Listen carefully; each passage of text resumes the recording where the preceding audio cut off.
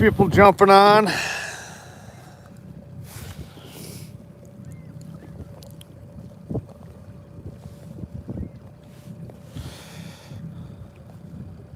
Anybody out there?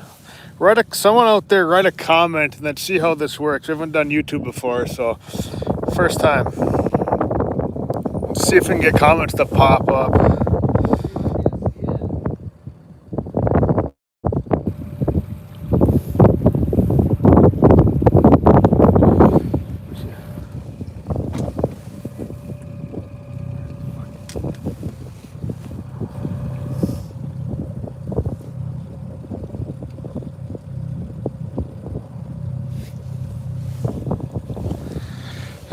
All right, she's working. There we go. There's some comments. We got some people joining. It is a chilly afternoon on the big pond. We got some wind. Audio may be tough. I'm going to try to hide this microphone or camera behind my body to block it from some wind, but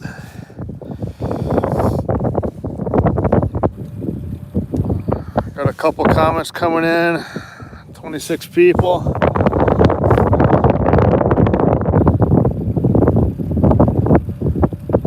Yeah, very breezy. Very breezy today. This wind just will not die. It's been blowing all week. Tomorrow looks even more windy. It's going to be pretty nasty. I don't think we're going to be on the water tomorrow just because that wind is going to be howling. It looks like it's going to be blowing kind of like southwest and then switch to west, and it's going to get kind of gross out here. So we are trolling. We are in the immediate Duluth area, so I'm sure a few of you watched last week. We did this on the Facebook platform, so we're doing it here for YouTube. Kind of same areas, right in the immediate Duluth area here. Can't go too far because we gotta maintain some good cell service. So yes, there's some better fishing in other places, but cell service is bad out here. So right here in the Duluth area, trolling for anything that bites. Really, we've been on here for maybe an hour. Nothing yet. It's tough. It just will not warm up here. How's audio? You guys got decent audio? I'm sure it's going to be tough with this wind, but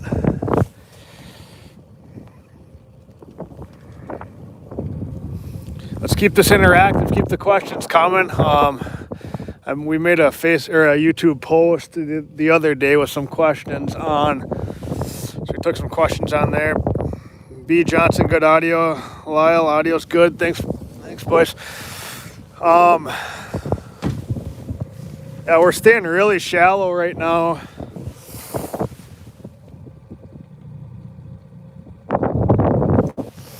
$11 feet of water. Trying to stay shallow on the beach on Park Point. Again, our water temps are about the same as they were a whole week ago, so kind of tough. It's just been so cold during the past week. Our morning temperatures are chilly and there's been some clouds, but it looks like from now on it's going to start warming up, so that is good. So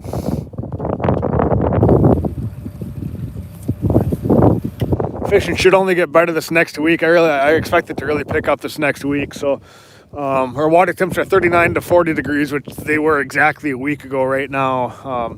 So nothing has really changed much in the past week, but from this point on going forward, I think we're going to see a lot of changes, and the fish are really going to start snapping here soon. So honestly, it can't get much slower than it is right now. You come out here, couple fish in a full day as you're doing good. So that is the cold hard truth about it.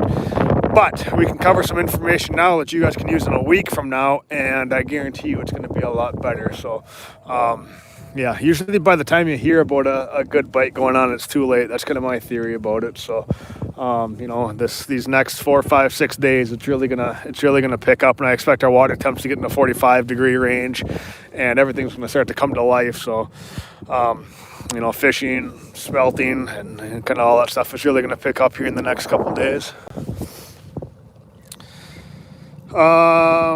William Grillatch, I heard from Marine General that fishing has been slow. Yeah, it is. It has been. It has been slow. Right away in the morning, there's a ton of boats out, but by noon, it kind of peters out because I don't think people are catching many.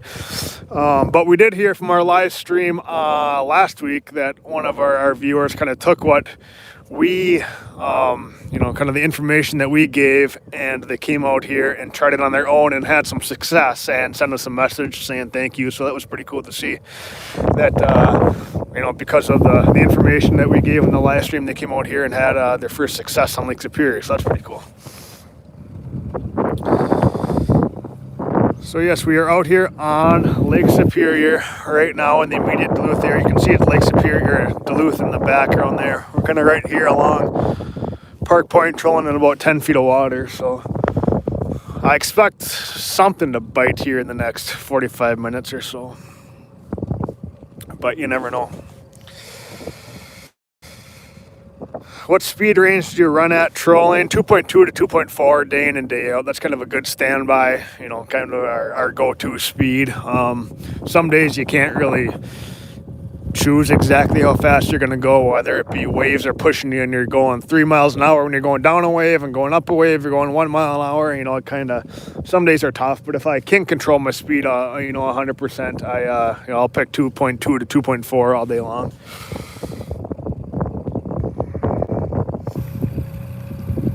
Do we ever fish the river for steelhead? No, we don't. I'd prefer to be out here in a boat on our own versus in a river with a bunch of other people. Personal preference, though. I know it's fun, and I know a lot of guys that love it and have good success at it. It looks like a blast, but I just prefer to be out in a boat. Are there good opportunities for shore fishing along the North Shore? Definitely. Right now, probably through the next month and a half, it's probably your peak time to be shore fishing. All winter is good too. January, February, March, April, that's all good. But definitely still catch fish from shorelines. You can cast up by Two Harbors area or fish the river mouths with bobbers and whatnot. But definitely now is the time to be shore fishing, and you can definitely have some success. And I know guys fishing offshore are catching more fish than guys in a boat some days, so nothing wrong with being on shore.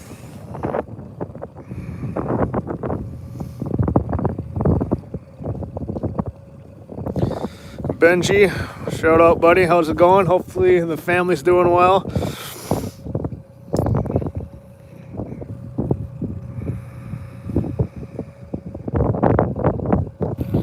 When you say the first fish is the hardest, what makes success arise after getting one? You kind of know what general area that they're going to be in. I mean, all your fish are kind of schooled up this time of year. Later in the year, they're more sporadic, but this time of year, they're really schooled up, and they want more specific lures and presentations and speeds and depths and everything. So, springtime, you get one, you're more than likely to get another. So last week after we ended our live stream, we put the phone away and trolled for 20 more minutes, and then caught a king, a coho, and a lake trout all within 10 minutes. So it's pretty cool. But that's kind of what I mean. You got to find the area, you could be in the right area and they're just not biting. You go back through there, an hour later, they're going to start biting. So springtime more than any other time, it's all about just trying to finding an area where there's fish and trying to get that first one going, which we have yet to see today. But again, it's tough. We expect it to be tough just because this weather's not in our favor at all. And there's really nothing we could do. There's no magic combination out here. We're not going to put on a magic lure and all of a sudden start pounding fish. It just doesn't happen like that. It's just more of a temperature, water temp, overall climate type of issue that we're dealing with.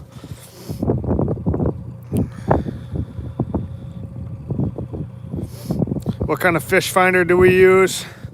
Lowrance Humminbird. It rotates every year with whatever we put on our boat. I don't use my fish finders a ton, unlike other people.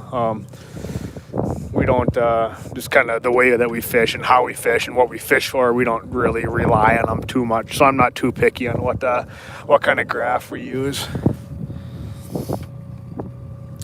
Jeff Spear, we are on Lake Superior in the Duluth area. That's downtown Duluth, kind of back on the hillside there, so we're right along Park Point.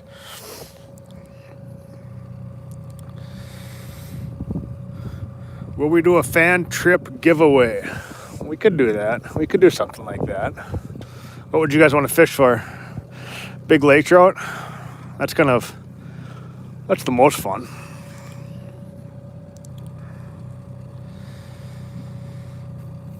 Do you use more down imaging or side imaging on our locator?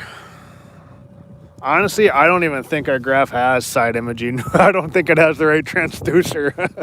That just shows you how much or how little we use our graph and that kind of technology. Again, we're not driving around trying to find walleyes on rock piles very often, or smallmouth or muskies or anything like that. We just don't really fish that way or in that manner. So I honestly don't even think we have the right transducer for side imaging. But that just shows you how little we use our graph. Michigan is no motorboat allowed. Yes, that is absolutely terrible, but we'll keep opinions to ourselves. Luckily, we live in Minnesota where we can still be out here. It's a beautiful Friday afternoon, and we are very fortunate to be able to be on the water right now.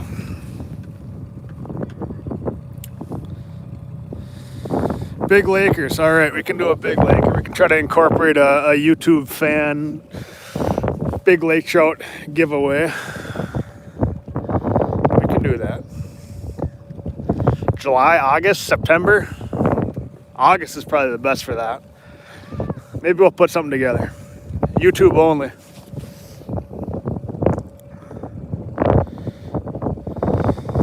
Can you catch anything by shore in Duluth during the summer? Yes, you can. Although fishing does get a little more tough come July, August. August is a lot of little lake trout, little Siskowitz on bottom, like 20 inches and whatnot. But I mean, fishing right around the immediate Duluth areas, it's really good like now through mid-June.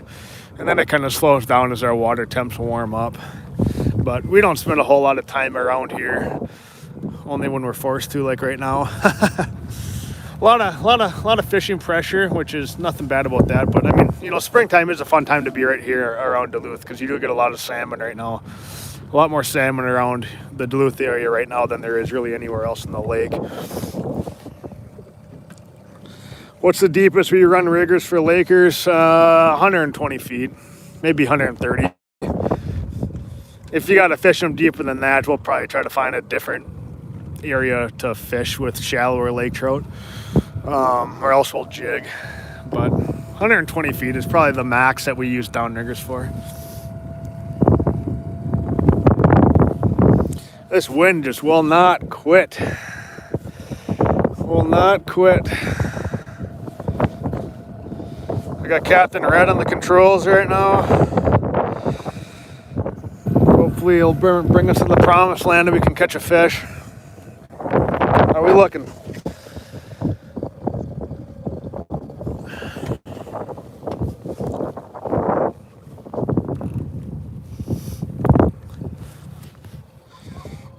Spoons or crankbaits this time of year? That's a good question. Sorry, this wind is probably... I try to do these live streams when there's not much wind. There wasn't much wind in the forecast for this afternoon, but it's not quitting. Overall, for like salmon and lake trout, definitely, or I should say cohos and lake trout, definitely stick baits this time of year. However, I don't know if you guys watch or saw her on our Facebook page, and it's kind of like a wild card lure out there, like a piece of leek was. We good there? What's going on? Everyone good? We good? Turn us around. We might be getting some bad cells here. Spotty connection. All right, yeah, that's what happens. I can go like 8 hours into Canada in the middle of nowhere and have better cell service than you do right in like Wisconsin. Wisconsin is the worst cell service. We good? I think we're good. All right, I think we're good. Where was I? Yeah, mainly stick baits. I will run a spoon every now and then to try to get that rogue king or kamloops or steelhead that's around here, as they prefer more spoons than stick baits, but primarily stick baits. We have 3 sticks out right now and 1 spoon right now, so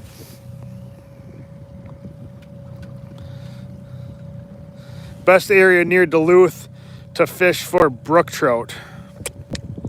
That's a tough one. I know like some of the rivers that run up, like way up on like the Lester River, like way up there, is you can get some small brookies, and some other rivers going up the North Shore. But in terms of like if you're talking like coasters out on the lake, there's really not much around the Duluth area. You got to be up way up north for that.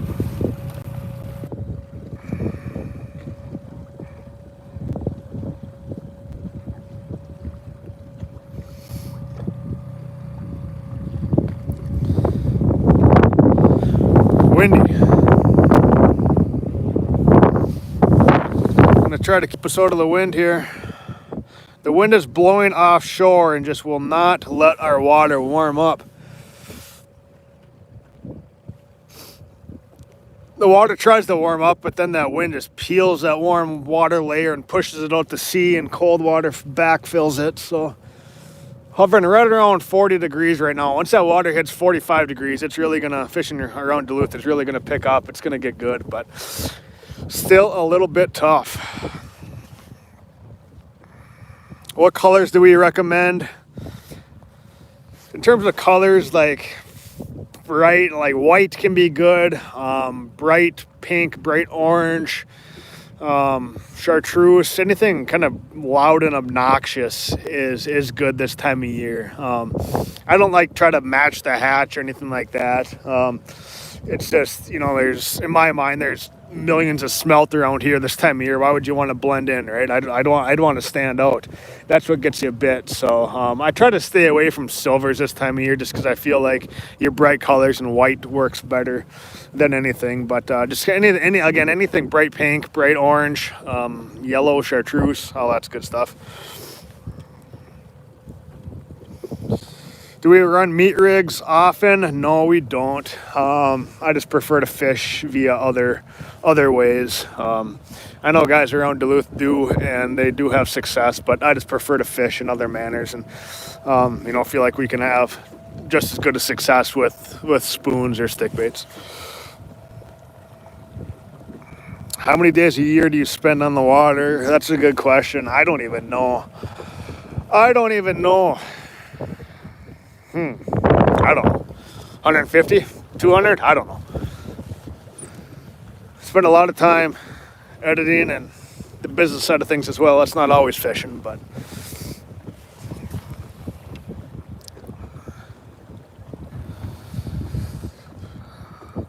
Lake Ontario. I want to get over to Lake Ontario. That sounds like a blast, and I know you guys have a king salmon bite that rivals, as if not better than Lake Michigan. So it's on my hit list. Every spring we go on a big trip, except when the Rona's around. I wanted to make it over there this year, but we might have to postpone that and make it happen next year.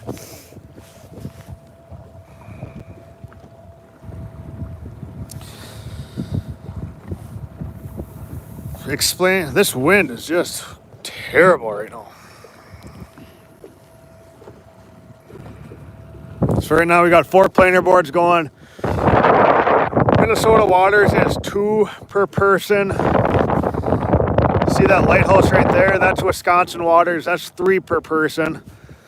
But here in Minnesota's 2. We got 2 guys in the boat, so 4 lines going.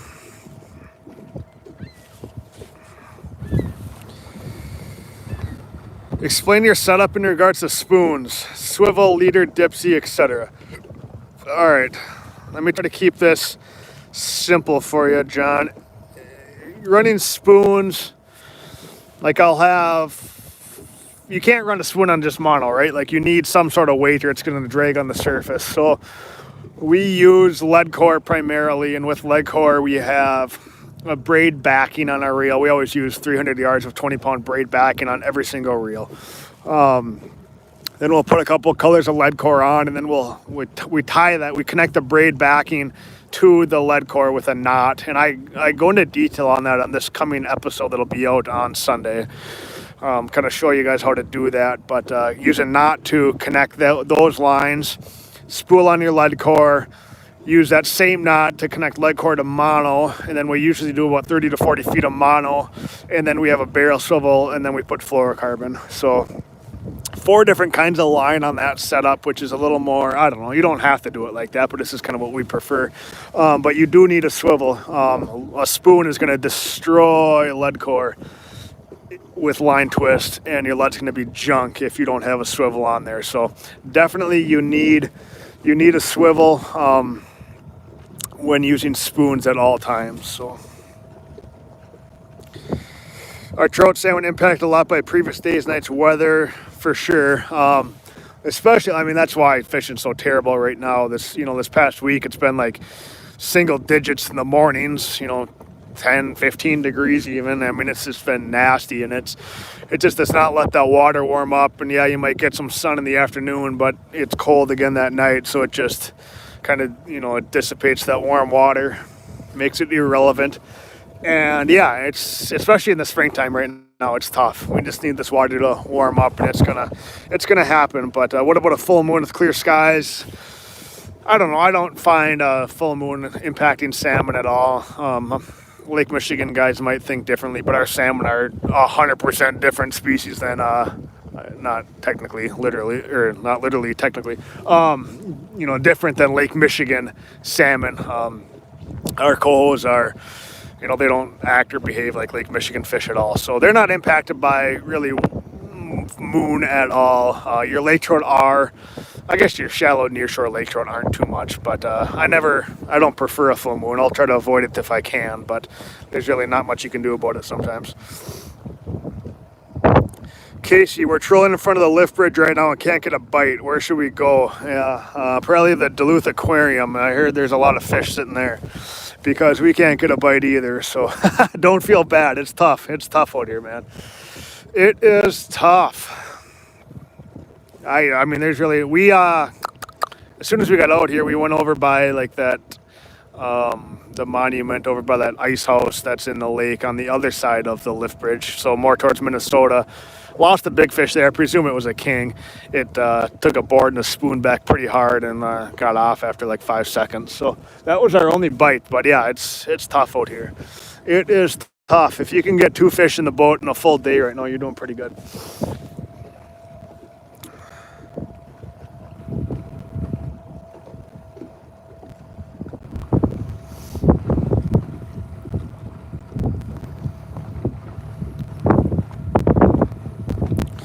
Has a big lake ever scared you to get caught in unexpected windstorm? That's a good question. People always ask, like, what's the biggest wave we've been in, and assume it's been on Lake Superior, but no, it's been on Lake of the Woods. So, I don't know. The thing about Lake Superior is, like, we don't take chances early season like this. And, you watch the winds, and, you're not going to go out in 2-foot waves and make a big run, and then the wind's going to pick up even more. It just doesn't happen. Like, you just don't do that. So, no, actually, I've never really been in a scary situation out here, knock on wood. You use your head and watch the winds, and don't take chances early season or late season, and you'll be just fine. So yes, it's big water, but we have a lot of technology nowadays that allows you to be relatively safe and feel somewhat comfortable out here. I do feel a lot more comfortable 70 miles out in Lake Superior in the open water than I do 300 yards offshore on the ice in the wintertime, right? Like, ice out here is scary. That's, if something's ever going to happen, it's going to be on the ice, not in a boat. I'll tell you that.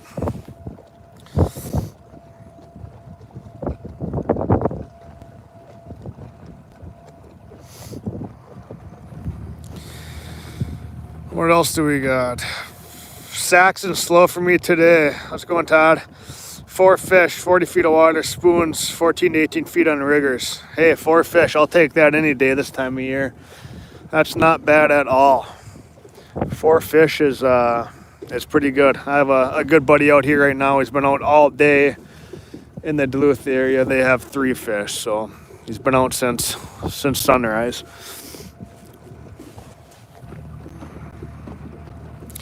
B. Johnson, a lot of good fishing YouTubers, like a Northern Walker's Cay Chronicles. Growing up, that was always my favorite show to watch, the Walker's Cay Chronicles. I found you can go online and find a couple old episodes. I was just watching those probably 6, 7 months ago. Those are the best shows. Those are the best shows.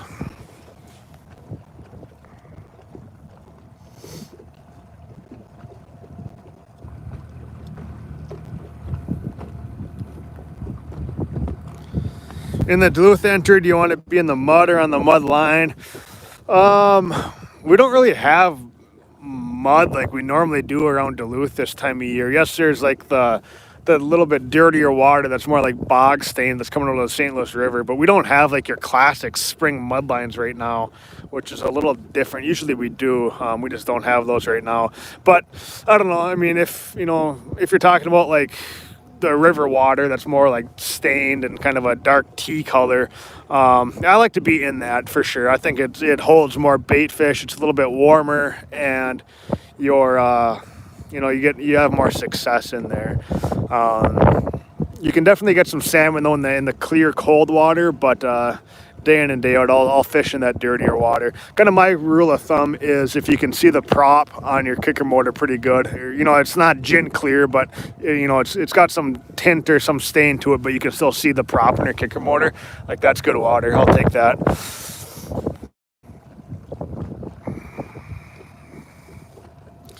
What's your best guess on a setup with lines and location for a guy by himself in a smaller boat, 16-footer? So I grew up fishing out here in a 16-footer. So, being in a 16-foot boat out here, it's definitely not unsafe. Like, you're fine. About an hour ago, we saw a guy in a 14-footer with a 9.9 on the back out here. So, right, like, it's definitely doable. I think, kind of the same risks that exist if you're in a 19 or 20-foot boat. So, just be safe. And, if the wind does pick up and you're in a smaller boat, all along like Park Point and the Wisconsin side, like, it's all sand beach. So, if the wind picks up or something happens, right, just go beach your boat. You're going to be fine. Don't worry about trying to make it all the way back to the landing if you're in a smaller boat. But what was our question? Setup with lines and location. So lines, I just run planer boards. Like, there's really no need for downriggers. There's no need for downriggers really year round, but especially in April, May, June, you can get by without downriggers. It's use planer boards, whether you want to use these inline boards like we're using here, or use like a planer board mast. Both are very functional and both catch their fair share of fish. So we prefer these inline boards, but use lead core, use snap weights. But May and June, or I should say, all through April and May, you really don't need to get deep at all. The fish are up on the surface. So just use stick baits on straight mono line, get them back 100, 120 feet behind your boards, and you're going to be catching fish.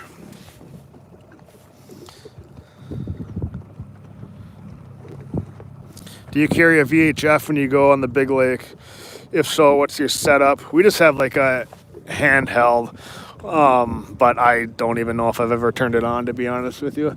The majority of places that we fish, there's really, I don't know, there's no one around, so I don't think a VHF is going to do us any good either anyways. So, but yeah, there is one in our glove compartment of the Lund, along with all the other necessary safety gear such as flares and a whistle, a horn, blah blah blah.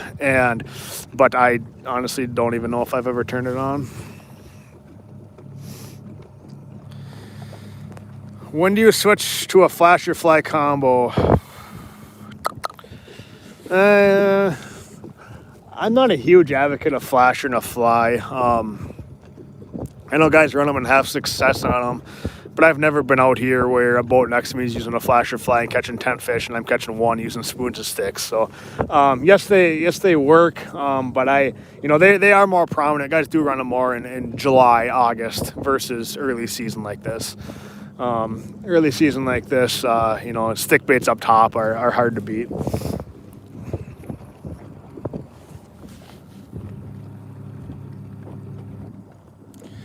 How far behind your downriggers are you on your spoons? About 50, 60 feet. If it's really windy, I'm gonna put my spoons back a lot farther behind the riggers, just because. Try to visualize this. Like, let's say you have a short lead behind your downrigger ball. Your boat's going to be going up and down in big waves. the shorter the lead you have, the more your spoon's going to be doing that as well, right? So if you have a longer lead behind your downrigger ball and big waves, it's going to smoothen out the run of that spoon and make it run more natural. And that's going to definitely help you. So on average, maybe like 40, 50 feet is where I'll go. And I've never seen it where you like had to be running. I got some buggers. It's cold out here, man. I've never seen it where you had to be running like 200 feet on a calm day to catch fish. Like I've never seen that before. It's mainly just in big wave scenarios or situations. I'll increase that lead length behind the downrigger ball. Trout. I like it. Where are we fishing at? Right here in Duluth, Minnesota on Lake Superior. So very western part of Lake Superior.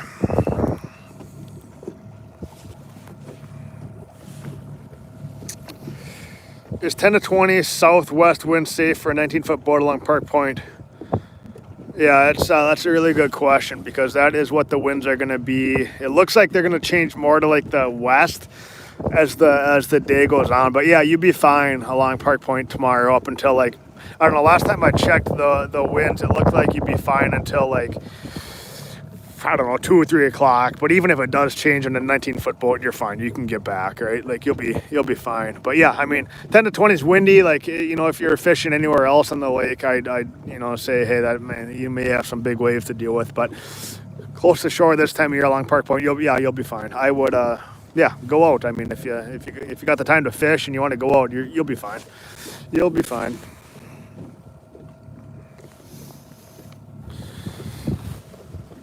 How would you target deep lake trout in early season? That is exactly what this Sunday's episode is about, is catching trout in 70 to 120 feet of water. So you will find a bunch of good information there. But to kind of answer that question verbally right now, downriggers and leghorn snap weights. So whether you want to run 7, 8 colors of lead, or what we do is run like 3 colors of lead and a snap weight, that'll get you down there 50, 60, 70 feet where those trout are right now. So a lot of your trout are still deep this time of year, but they'll be moving shallow soon. But right now they're still pretty deep with their water temps at 38 to 40 degrees.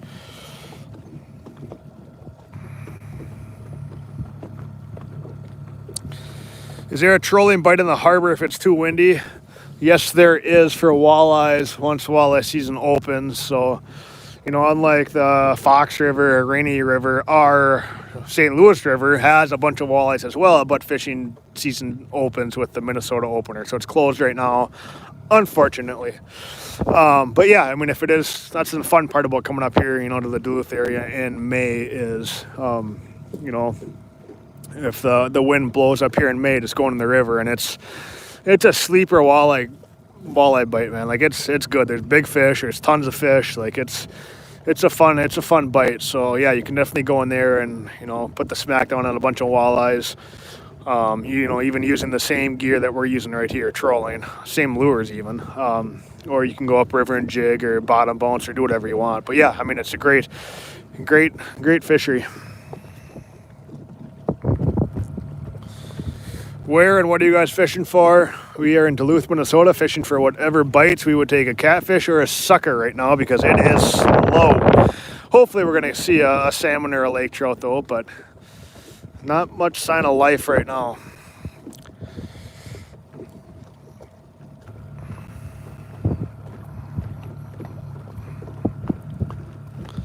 I'm not moving around the boat too much just because I'm trying to block this wind with my body so you guys can... being in the audio is kind of my worst nightmare, especially when we edit. So I always got to be conscious about having good audio. So I'm kind of sitting here just blocking, being a windshield, blocking it. Hoping one of these boards are going to go back.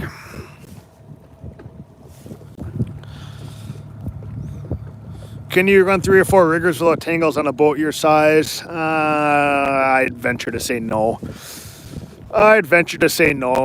I mean, could I put 4 downriggers on here and try? Yes. Have I ever tried it? No. Why? Because I can get my planer boards as deep as a downrigger if I want to. So, you know, we run 2 riggers right off the back of our boat.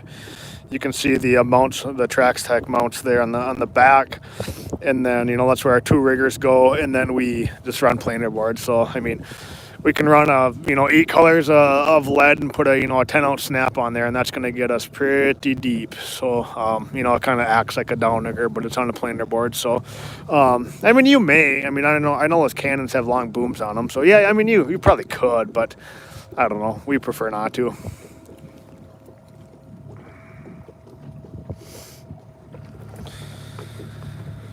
How deep are you running your crankbaits? We are running them 6 to 7 feet below the surface of the water in about 10 to 12 feet of total water depth. So putting these, putting like, you guys can see them here on the dash, those are like 4.5-inch minnow baits. Putting those back 120 feet on, 12, 14 pound test mono is going to get them down there 6, 7 feet behind, down. So spoons would be, kind of the same, 1 color of lead. Kevin's got a snap weight going on that one there, but he only has the snap weight back about 5 feet behind that planer board. So that spoon's down there 5, 6, 7 feet max. How often do you change unproductive lures? That is a very, very, very good question. And as you guys can probably tell, we haven't changed lures yet. Why? Not really because we're lazy, maybe a little bit, but it's because I have confidence in the lures that are out there, and I pretty much know for a fact I'm not going to dig into my tackle boxes. Hold on, let's take a look. I can say with confidence there's really nothing in there that I can put on and I'm all of a sudden going to start catching fish. Like, it's not going to happen. It's just more of like being in the right place at the right time when one of these fish want to eat around here. Yeah, that's all it is right now. Like, I have confidence in that. So if I didn't have that confidence, yeah, I would be changing up. But I know this area pretty well, and it's just more of a being in the right place at the right time type of deal. Like, these fish, I imagine they're going to turn on here, before sunset for 10 minutes. They're going to eat for 10 minutes, and if we're in the right place, we're going to pluck a couple off. If we're not, we're going to go home empty-handed. But yeah, I mean, that's a great question. Is fishing from a kayak a thing near shore on Superior? Yeah, one of our viewers, Chris, fishes from a kayak and has success. Right now would actually be a good time to do it. Yeah, you can troll around river mouths. Someone sent me I don't know if they sent me an email or Instagram message the other day with a couple browns and salmon from a kayak out here on Lake Superior. So yeah, I mean, definitely a lot of good opportunity, and right now it's kind of the best time to do that, now through middle of June. And you can target anything. I mean, river mouths or just shorelines in general. Like, just stay close to shore, and that's kind of where all the fish are right now anyways.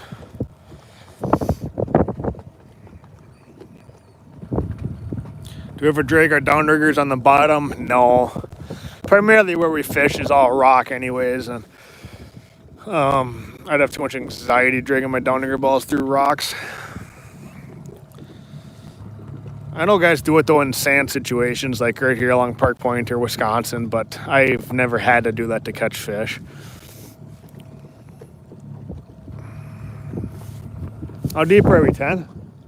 We are 14.2 feet right now. How's our speed? 5.4. Good. Do you just run light drags with the clickers on the reels? There's a tighter drag better for hook set? That's a good question. Definitely if you're using braid with like a lead core situation, we set our reels to click because yeah, there is no stretch, and that's good. We are using mono, and we do have a drag set to click right now though, just mainly because of debris in the water. There's some sticks and leaves and other crap out there that's floating around, and if we do hook a little stick, the drag's gonna go out. I can visually tell, even if there's like a 10-inch salmon on one of those boards, like I'll be able to tell just from just staring at those things for however many thousands of hours. But if you're kind of new to it, that's kind of a good trick or a tactic is to, what we do is, I can kind of step back here and show you. Here's your reel. So these reels have a clicker on them right here. So the line's going out silently. You can turn this clicker on. It makes a noise. What you can do is just slowly tighten your drag until it stops going out. So any additional weight, you're going to hear a click. So, you know, that's kind of when you know that you have a fish on. It's a good way to signal it. You know, if it is a bigger fish, you'll be able to visually tell on the planer boards. If you're new to it, you know, that's just a good way to, you know, get another clue in there that there's any additional weight, whether it's a stick or a weed or a leaf or a fish, like it's going to click and it's going to draw your attention and you know to go check it.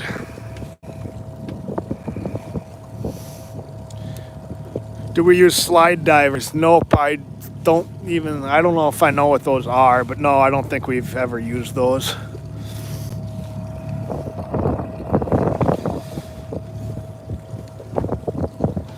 What a fish. Yeah, we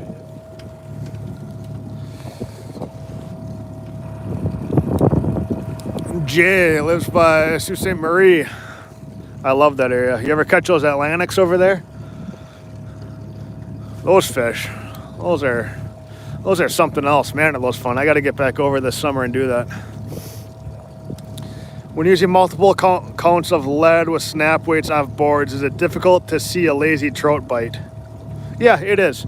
It can be. But again, use this clicker method, you know, and literally any additional weight, it's going to click and you're going to hear it.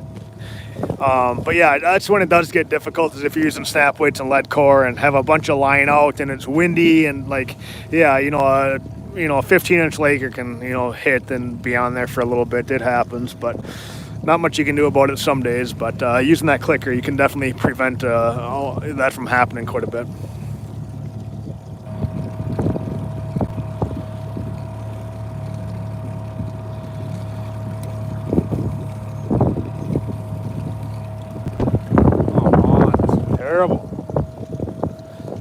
Terrible.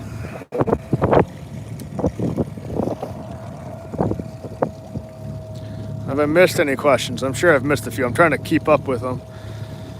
Good conversation going on though.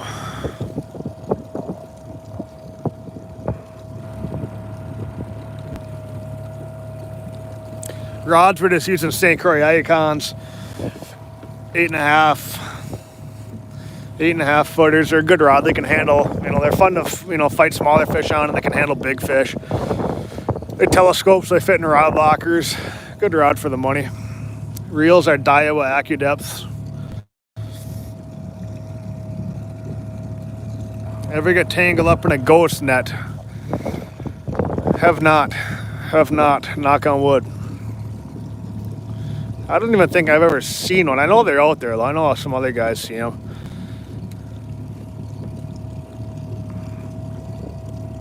Do we fish a Keweenaw? We do. Mostly when we're over that way, though, we go on long runs out to that, all the various structure that's out over there. A bunch of miles offshore. But usually every spring, we get over there and fish shorelines for browns and whatnot.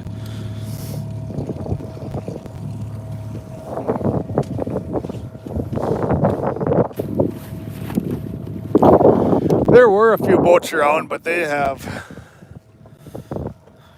called there a day because of the slow fishing. I only think I see 2 now. I think around like noon there was like 20, but again, it's been tough fishing. So yeah, iPhone cord. 65% battery. I didn't bring a cord. I tried to charge your phone to 100% though before I came out. This cold weather takes a toll on batteries. How far up the shoreline will you go this time of year? I don't know, not very far, like McQuaid area, which is in between Duluth and Two Harbors. Up by Two Harbors and Silver Bay, Grand Marais, that water's just so cold and clear and, infertile. Like there's just not a whole lot going on up there. There's probably lake trout up there, but they're super deep on bottom and, in 100 to 600 feet of water doing lake trout things. go shallower. Oh, trust me, we've been shallower. We keep trying. We'll push into 6 and 7 feet of water here in a minute. But that's all we've been fishing is probably 7 to 12, 13 feet of water. So it's tough. It's tough out here. Do the rod trees pivot? Nice. Yeah, they actually do. I'll show you here. He's got a cool, like, kind of proprietary system here. It's just this knob. And then they just turn like that, and I try not to make my rods fall out of the holders. So yeah, they do turn pretty nice.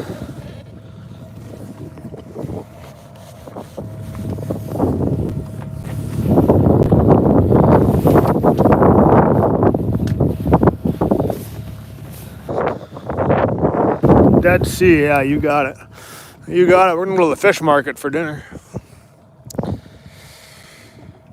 Watching from Toledo. You fish Michigan and can't know. Yeah, it's absolutely terrible. We went to Toledo 2 years ago. Toledo, Ohio. You got big walleyes out there. Those are fun.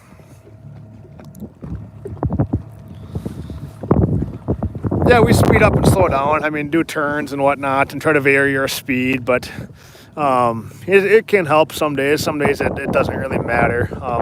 But yeah, I mean, it's definitely something we do. Troll for 2 mile, troll at 2.2 for an hour and pick it up to 2.6 for an hour, and just kind of, especially when fishing slow, you experiment around with that type of stuff.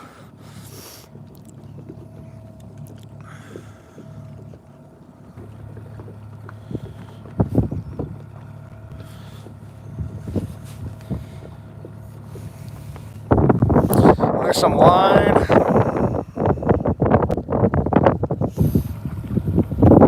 Suffix Superior monofilament is what we use. They just came out with some wicked new fluorocarbon too. I think it's this one. Yeah, that's the good stuff. That's the good stuff.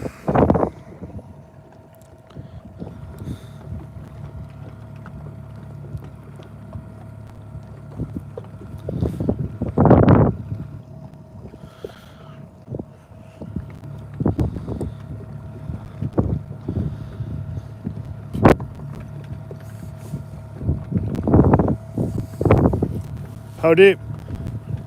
We are 11.2 feet. 11 feet.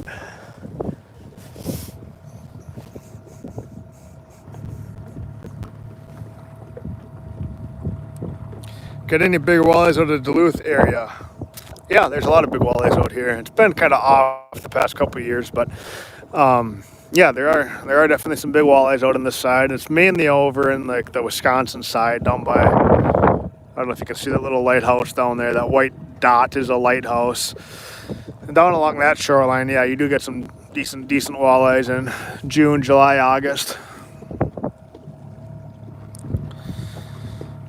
Once the ice is out on the inland lakes, what's the first species you target? Typically pike, but a lot of that's done in Canadian waters, and we can't get to Canada right now due to the virus situation. So probably be crappies. Crappies or smallmouth, or I mean, typically it's walleyes up on the Rainy River and other river systems, but we all know that story this spring.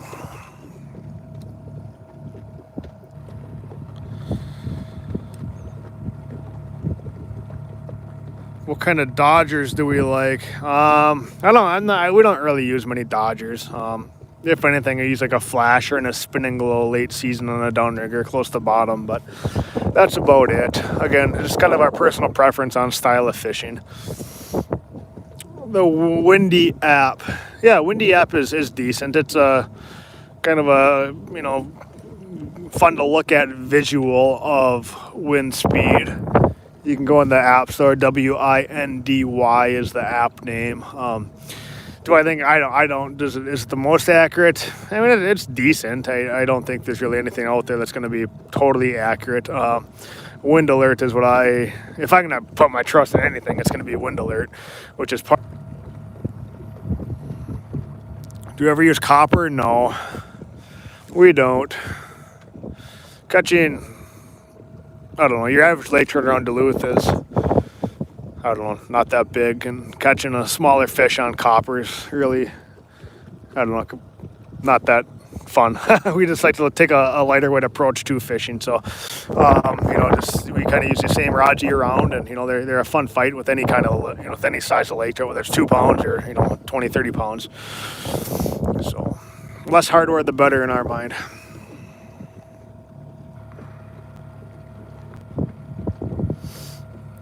How far away are you from the shore, and how deep's the water? There's shore right there, so we're pretty close. The water's only like 10 feet right now, which we really normally never fish this shallow and this close to shore. It's just kind of an exception right now with the conditions that we're given. Usually we're kind of out in there.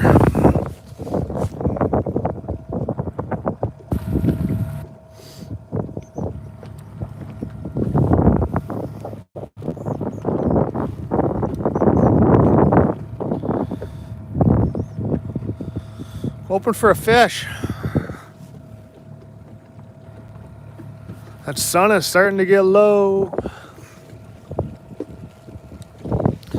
Water temp is 39 to 40 degrees, where it's been for the past week, which is terrible. It just cannot warm up, but I think it may finally start to these next couple of days, which is good. But it's been a cold week.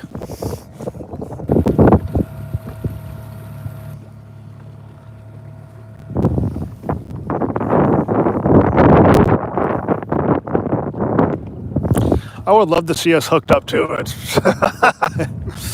It's been a long hour, 2 hours here.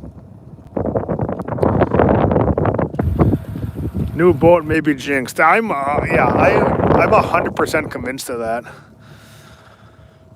Our black lund last year, that boat could raise fish, man. That thing, you could go anywhere and catch fish with that boat. This boat's a little, I don't know. We gotta work it. I don't know what the story is. We gotta work farming this boat, but that'll change.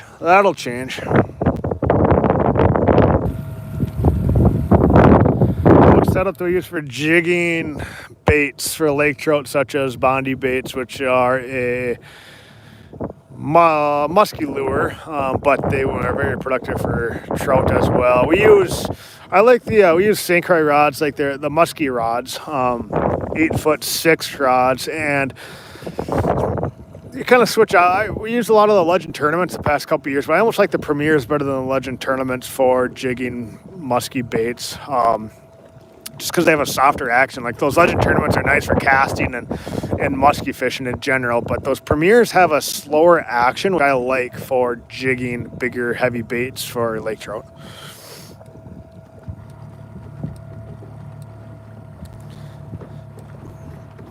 If Jink dumps a container of crawlies in the live well, all right, we will do that. I'll go to the store tonight and do that because I don't know. We got this boat, and I don't even know, when did I get this boat? I think we got this one late last summer, and it had good luck late last summer, but I don't know. This year, it's been tough this year.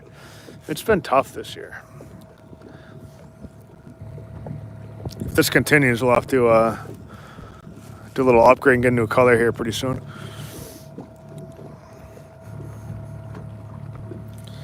Where can you jig structure for lake trout around Duluth area? There's really not much structure around Duluth area, which is why you see us travel so much. It's just kind of a big, slow, gradual drop around here.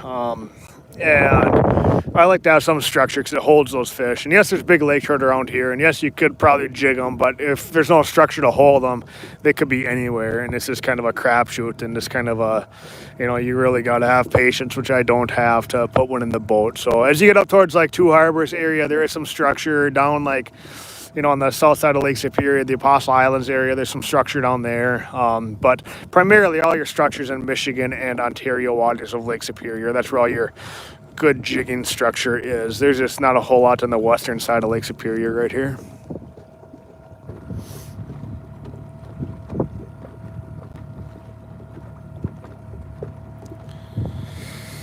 Yeah, tiller angler. I grew up fishing in a tiller out here, so yeah. I mean, just have your rod holders kind of back by you a little bit more, or lock down. Have the ability to lock down your motor, so you can like leave. You don't have to sit in your chair and hold onto your motor the whole time, or find a way to troll with your bow mount or something like that. But yeah, I mean, definitely doable. Cold, not without a full windshield. It is a little bit chilly, times of the year, but definitely doable. And that's what I grew up fishing out here with is a tiller. So, but having the ability to like lock down your motor so it doesn't steer left or right is by far the biggest thing.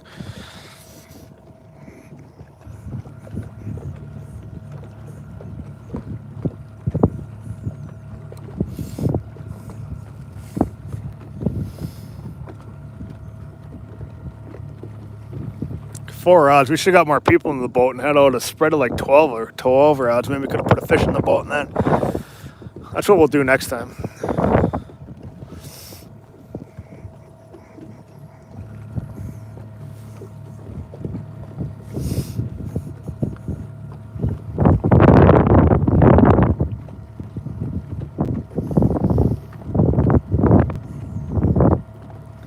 Slow go at it.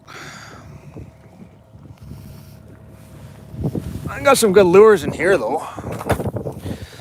Scatter wrap, that's your old standby, like that always works. Bomber's putting out some cool colors. This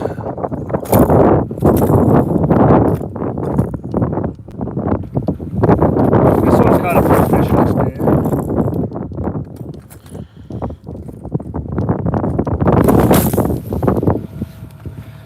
Do we ever jig out a standard rock? Yes, we do. However, it's kind of a small piece of structure that gets a ton of pressure, so we haven't been going there recently. It's good. I mean, yes, there's huge fish out there, but a long ways out there, and it gets quite a bit of attention and pressure nowadays. And we have a few other spots that are, don't see boats, and I prefer to go to. So, but yeah, I mean, definitely a heck of a spot and heck of a place if you want a chance at a fish of a lifetime, no doubt. Any good after dark? No, it's terrible after dark. Terrible. I don't know why. You think if the smelt running, full moon, clear skies, you could come out here at dark and catch fish, but you don't. So the only exception to that is walleyes in the summertime. But springtime like this, I've never had any luck or success.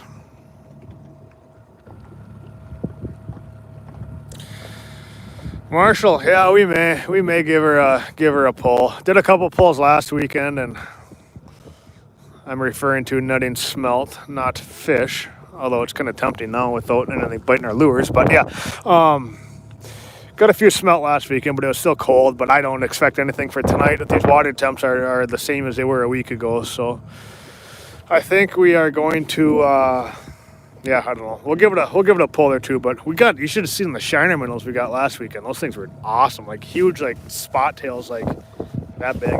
They were nice minnows. Got more of those than we did smelt, but.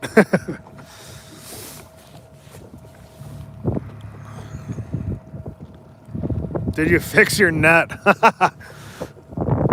You guys will start to, those of you that know me, you already know the answer to this, but no, I haven't.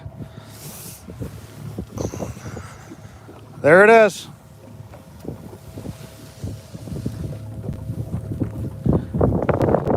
Look at that, let's put the phone through it. That's the famous hole that we lost the brown trout through. Has not been fixed. I've been trying to get a new one, but it's hard to find a good net that's big.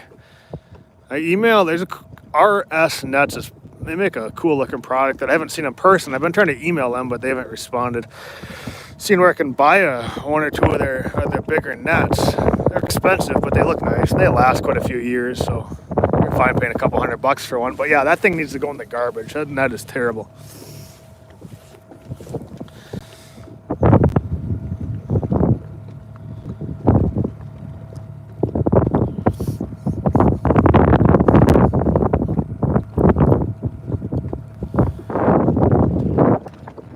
At least you guys got a pretty sunset to look at. So you aren't going to be looking at any fish.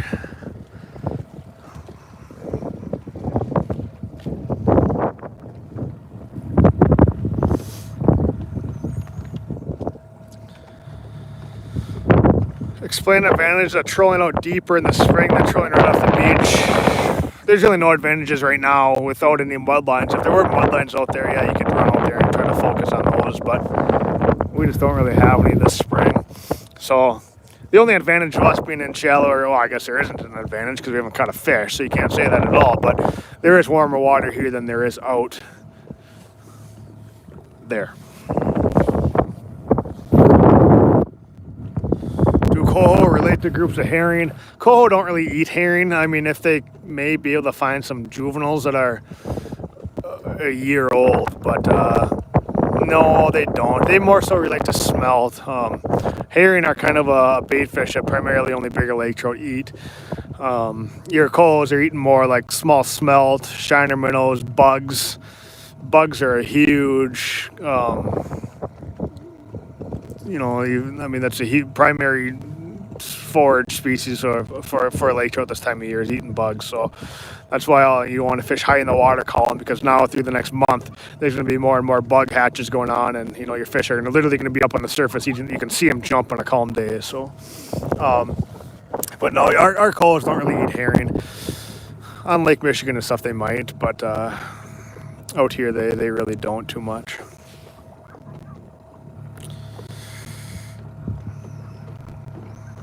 Marshall, you got gobies last weekend. Yeah, it was.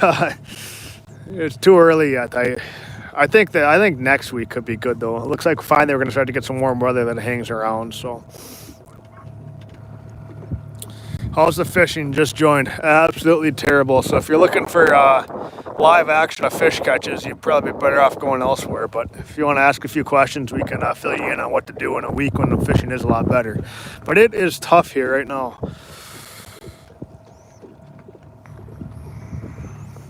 How well does running a bow mount work for steering? Yeah, I mean, it works good. It works good.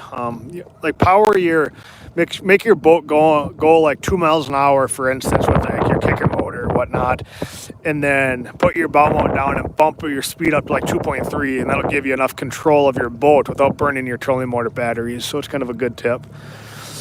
That way you can like steer and have the remote around your neck and be controlling where you're going, where you're fighting a fish. You can hear the dogs barking on the beach. That's how close you are to the land. You can hear dogs bark back there.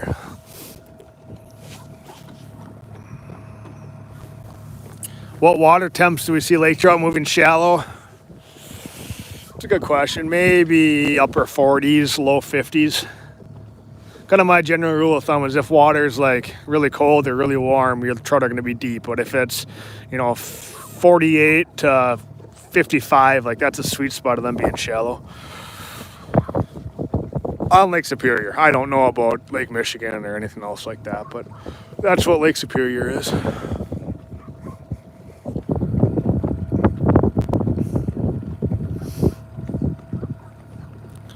All right, next live stream we do, we're going to catch some fish. We might wait a week, but we're going to catch some fish.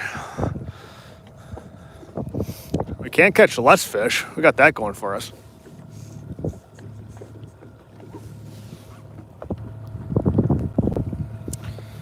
How's the fishing pressure in the area come May and June? It is a lot of pressure.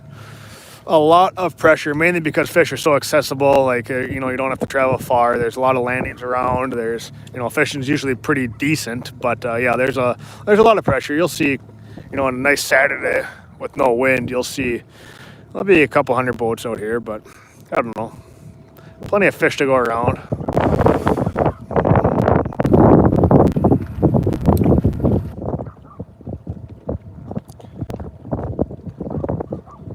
Any idea when smelt will be running? Smelt should be running in the next week. It should be soon. It should be soon. I don't think they're running yet. We're going to probably try to smelt tonight, but I don't have many expectations. It's been tough. This water's it's been cold. Yeah, we can try to do a live stream every week. I know last week we did it, or last Friday we did it. This Friday we'll do it. When I can travel, it's kind of hard to do a consistent schedule just because who knows where we'd be driving through and 90% of the time when I travel, we don't have cell service. But yeah, with us staying close to home, it's something we can definitely do.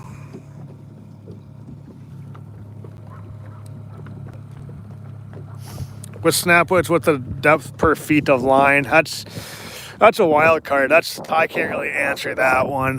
It's what I can answer is it's not as deep as you'd think. Like, you put out a 4-ounce snap weight, you're not getting, I don't know, I guess if you're running, there's so many variables and factors, but I don't know, one might think if they put on a 4-ounce snap, they're going to get 40, 50 feet down, which is not the case whatsoever. So, I don't know, 4-ounce snap going 2.5 miles an hour on 14-pound mono, 150 feet back, maybe you're going to get down there 25, 30 feet max. So, it's not as deep as one would think.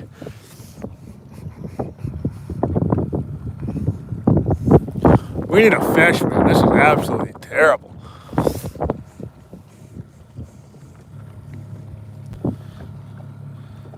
Anyone from Michigan on here? Can you guys actually go on a boat now? Or I thought I heard something they made a lift of that. Is that true or not?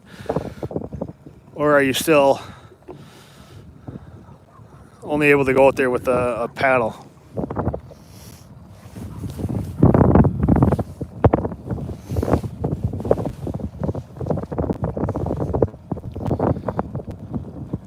We need a fish. No use of motorized boats in Michigan. That's still going on, huh? Ugh, that's terrible. Brutal.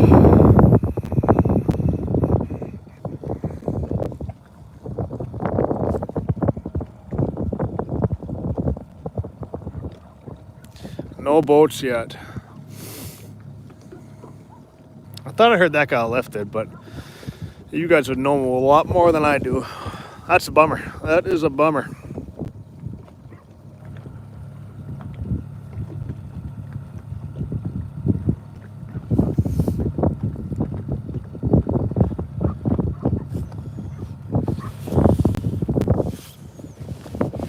Fish, fish, fish, no fish. 3 boats left out here.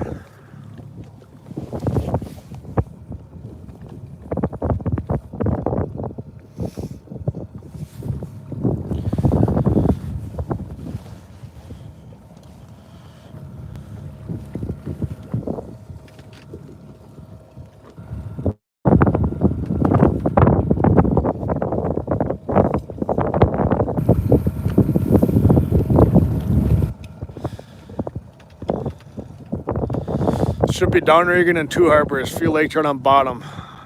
I bet. Maybe if it's still slow out here next week, we'll do that. I bet deep though, huh? On there at 120 feet. Peanut flies? No.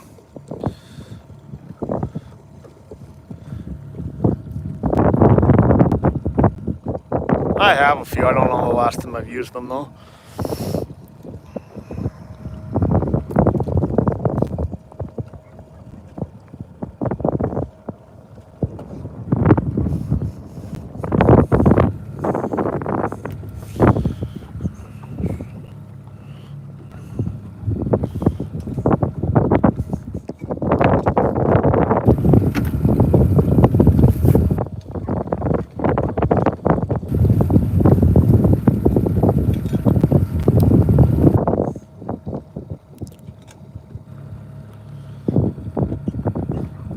Use bottom bouncers for walleyes in the river.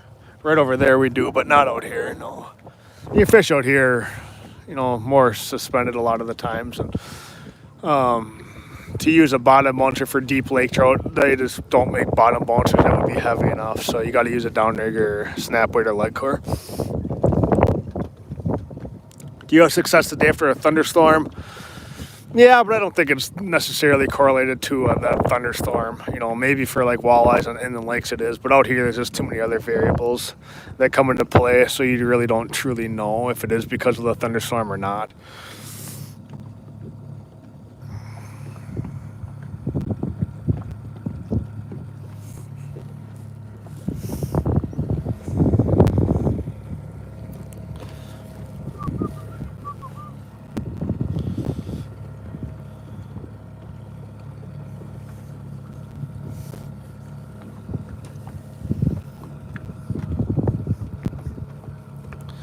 what pound test.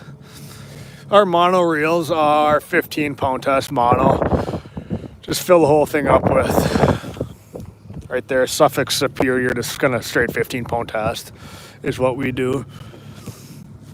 No backing, just because it's all straight mono. But on our like lead core reels or braid reels, yes, there is some backing on there. And that's braid backing, but mono is a straight 15-pound test mono.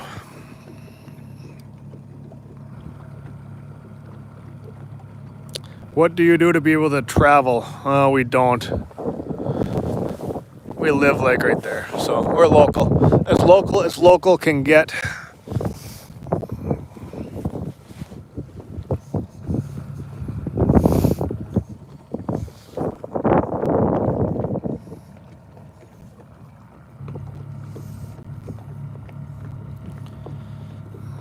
Beautiful sunset though, eh?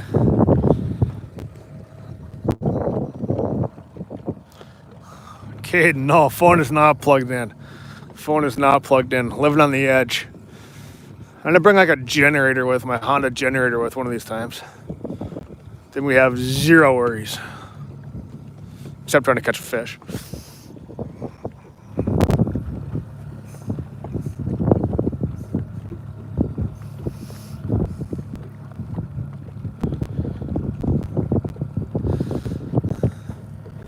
I know. Stick one, yeah. We'll try. We did this last week. As soon as we turned off the camera, we stuck a king, a coho, and a lake trout within like 10 minutes. So I don't know. It may or may not happen today. I don't know. Those fish can be camera shy though. I know that for a fact.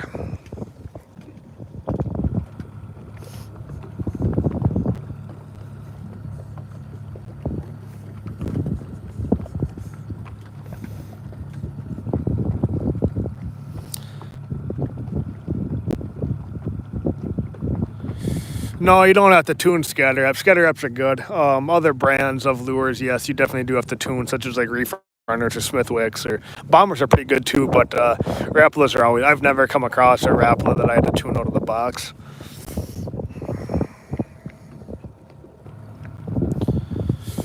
Any worry about water freezing in your outboard? Yeah, when I get back to the landing, I put the motor all the way down and turn it on land and let it run for 2 or 3 seconds to spit out all the water. That should resolve any issues that you could potentially have.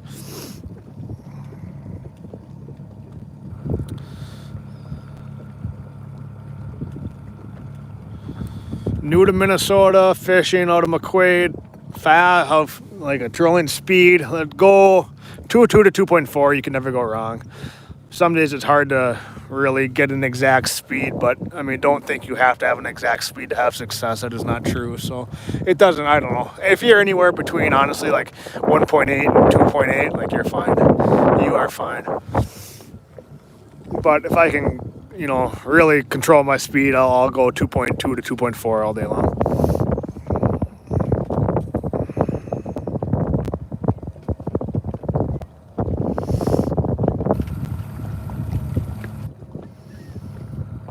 How long a fluorocarbon leader? Usually like 6 to 8 feet. Any longer than that, especially if you're using spoons, you're gonna have a barrel swivel get into the guides of your rod, and that's bad news. So 6 to 8 feet fluorocarbon leaders.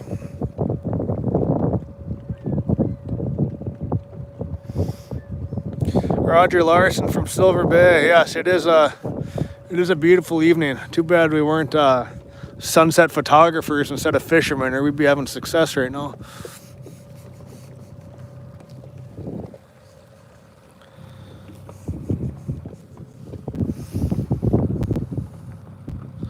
Been craving a burger at the Anchor. Ooh, that sounds good right now. That sounds good right now.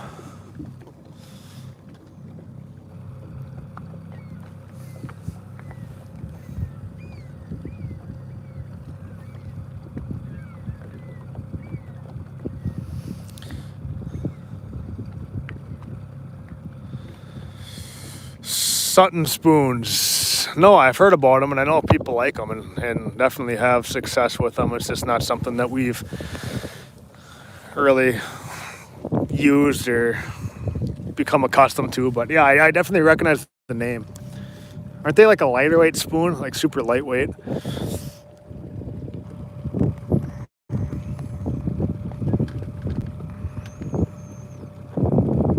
E&M stick baits. I believe a local guy makes them. Yeah, I mean, great looking bait. I know Marine General's selling quite a few of them. A couple of my buddies are using them with success. So, yeah, a good alternative. Anything shallow diving this time of year is good. I mean, you can't really go wrong with a minnow profile bait that's like 4 to 4.5 inches long.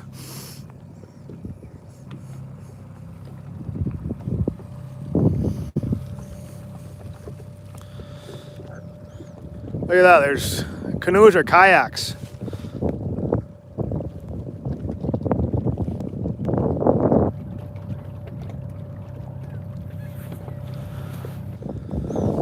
So for you kayak fishermen, hey, right there, there's your motivation. Sunset Kayak Tours. Who wants to start a business?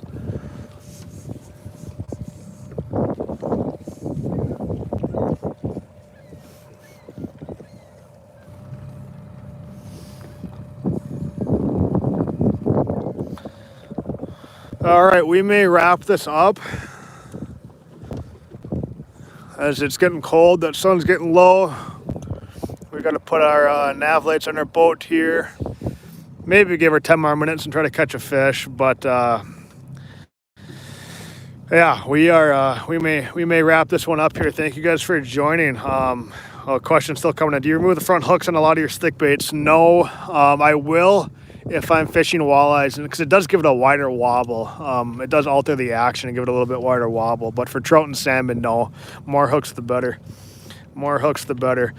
But yeah, we'll try to do this again next week. Maybe we'll do something different. Maybe we'll go jig or fish for lake trout specifically, or maybe crappies or something like that. But we'll try to keep this going. Tune into our episode this Sunday. We'll have it on YouTube, and we are fishing lake trout a little bit deeper. And that was filmed a week or two ago. So yeah, thanks for tuning in. We will chat at you guys later. If I can figure out how to end this. There we go. See ya.